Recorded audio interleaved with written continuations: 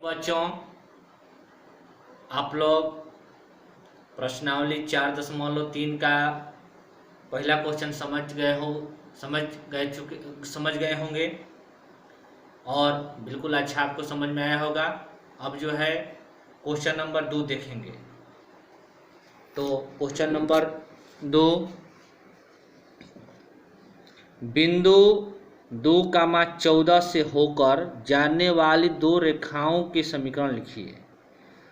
इस प्रकार की और कितनी रेखाएं हो सकती है और क्यों?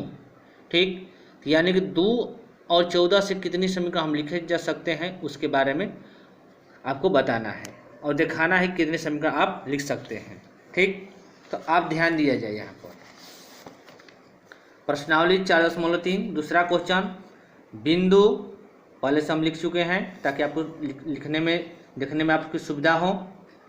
बिंदु 2,14 से होकर जाने वाली दो रेखाओं के समीकरण।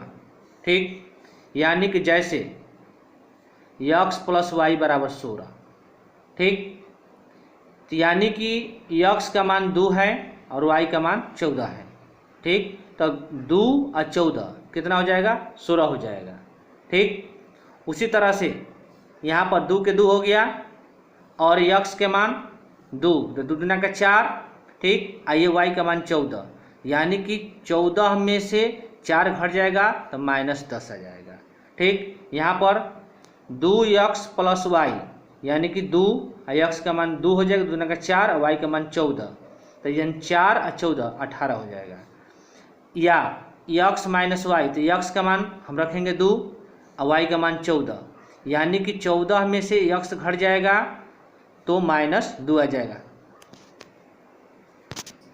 हाँ, देखिए आपको समझ में नहीं आता है तो हम यहाँ पर आपको समझाते हैं। जैसे x + y = 16 है।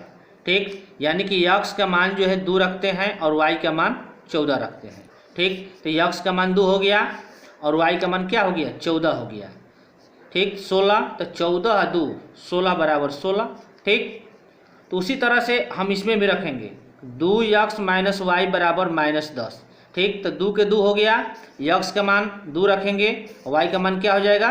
14 हो जाएगा और -10। तो अब देखिए 2 दूना का 4, ये हो गया 14।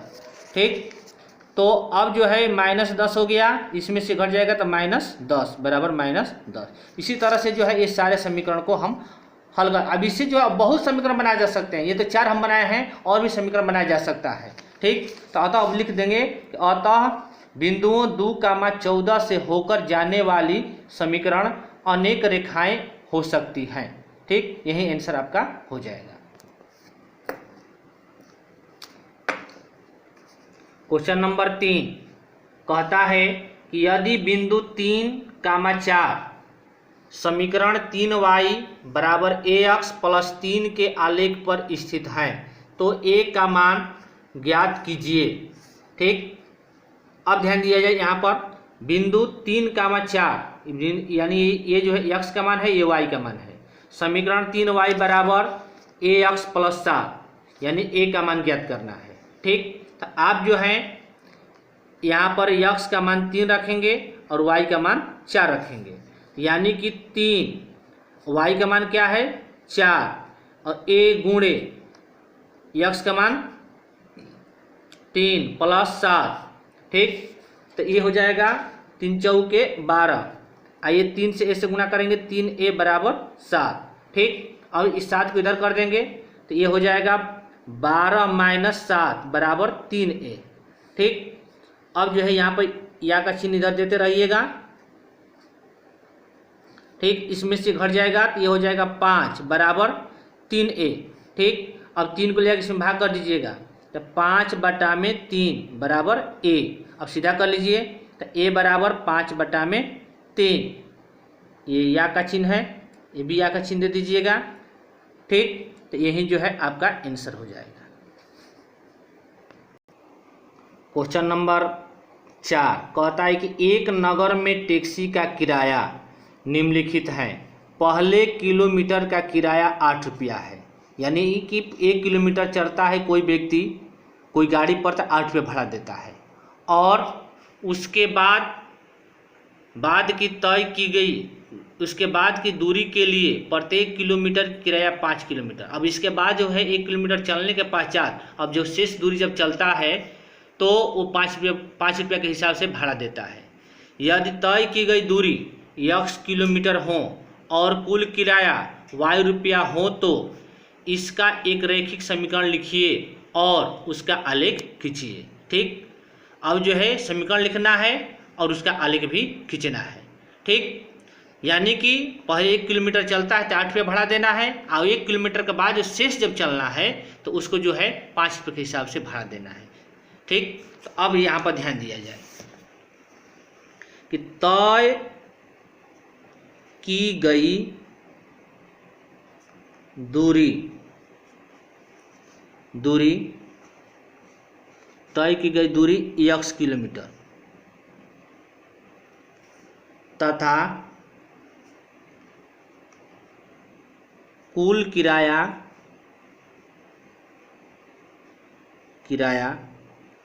y रुपया है।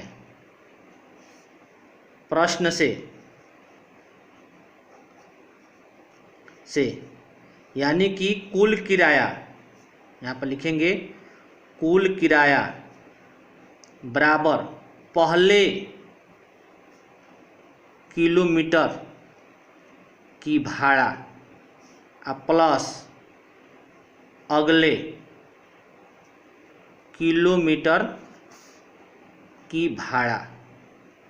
ठीक, अब ध्यान दिया जाए, पहला किलोमीटर यानी पहले किलोमीटर जो है 8 रुपये के हिसाब से चल रहा है, यानी क्या हो जाएगा 8, यहाँ पे 8 लिखेंगे और 1 किलोमीटर चलता है तो 8 गुणे 1 और प्लस अगले, तो अगले यानी कि टोटल दूरी x है तो x में से 1 किलोमीटर इसको घटा दीजिएगा। 1 किलोमीटर चल गया तो इसको घटा देंगे। अब ये जो है दूरी जो चलता है तो 5 रुपये के हिसाब से यहाँ पर लिखा गया है कि प्रत्येक किलोमीटर 5 रुपया है। ठीक, तो अब यहाँ पर जो है 5 रुपये लिख देंगे। ठीक, और कुल किराया, तो कुल किराया कितना है तो y है। ठीक, तो y बराबर 8 यानी कि 8 गुणे 1 यानी कि 8। ठीक, 5 से x से गुणा करेंगे तो 5x माइनस 5 से x से गुणा करें तो 5 हो जाएगा। ठीक, यानी y बराबर इसमें से घट जाएगा तो ये हो जाएगा 5x अब प्लस 3, 8 में से 5 घटेगा तो 3 हो जाएगा। अब इसको उठा के इधर कर देंगे तो ये हो जाएगा 5x, इधर आ जाएगा तो माइनस y प्लस 3 बराबर 0। ठीक, यहाँ पर या का चिन्ह दे देंगे। ठीक, या का चिन्ह दे देंगे। ठीक, तो ये समीकरण हो गया, एक उत्तर आपका ए भी हो गया। ठीक, अब जो है ग्राफ सारणी बनाएंगे तो चूंकि अब इसको लिख लेंगे कि चूंकि ये समीकरण इधर वाला ये जो है यहाँ पर लिखेंगे कि y बराबर 5x प्लस 3। ठीक, तो इस पर जो है हम क्या बनाएंगे ग्राफ बनाएंगे तो लिखेंगे ग्राफ सारणी। ठीक, जिसे पहले हम लोग ग्राफ बनाए हैं उसी तरह से इसको भी ग्राफ भी बनाएंगे। 4 गो जो है खाना बना लेंगे। ठीक, एक बॉक्स में 4 खाना दे देंगे, यहाँ x होगा y हो गया। ठीक, अब ध्यान दिया जाए x का मान 0 रखेंगे तो 0 रखेंगे तो 5 से 0 से गुणा करेंगे तो ये 0 हो जाएगा तो क्या बचेगा 3। ठीक, अब यहाँ पर -1 रखेंगे तो -x का मान -1 रखेंगे तो ये -5 हो जाएगा।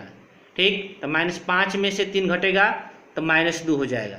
ठीक, यहाँ पर -2 रखेंगे तो -2 रखेंगे तो 2 दूना के -2 रखेंगे तो हो जाएगा 5 दूना के 10। ठीक, तो 5 दूना का 10 तो 5 दूना 10 में से 3 घटेगा तो कितना आ जाएगा तो 7 हो जाएगा -7।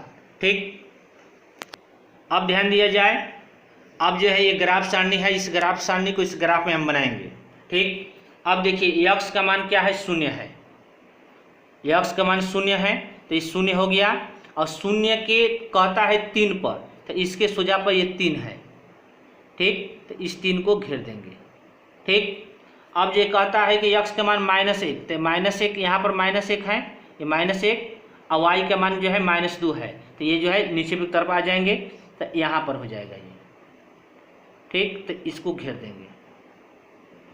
अब जो है अब कहता है कि x का मान -2, तो -2 ये है, -2 ये है, ठीक। और -2 के नीचे कहता है कि -7, तो -7 वाला नीचे वाला खाना है। तो अब जो इसके सोजे पर जो है नीचे आ जाइए, -7 यहाँ पर है, तो यहाँ पर जो है -7 हो गया, ठीक। अब जो है इंच के माध्यम से इसको मिला देंगे, तो इंच के माध्यम से मिलाएंगे तो ये गड़बड़ है। हाँ सॉरी, हम इस तरह से मिला रहे थे इसलिए हम गड़बड़ कह दिए थे। ये बिंदु हमारा ये है, सही बिंदु ये है, तो इस बिंदु को इस तरह से मिलाएंगे, ठीक। तो मिलाएंगे तो ये तीनों जो है हमारा एक सरल रेखा में मिल रहा है, इसलिए इसको इस तरह से मिला देंगे, ठीक। अब जो है एरो का चिन्ह बना लेंगे इस तरह से, ठीक, और बिंदु को लिख लेंगे। तो ये बिंदु जो है 0, 3, ये 0,3, और ये जो है -1, और ये जो है -2, ठीक। ये जो है ये 2 पर है, 2 पर आ रहा है, ये 2 हो गया, और ये -7, ठीक। अब जो है इसका रेखा क्या है, सररेखा, यानी कि 5x - y + 3, ठीक। या 5x - y + 3 = 0, ठीक। इस रेखा पर जो है ये सारणी बना है। इस तरह से ये सवाल पूर्ण रूप से हल हो गया। यही जो इसका उत्तर होगा। ओके, ठीक, बढ़िया से इसको समझ लीजिएगा।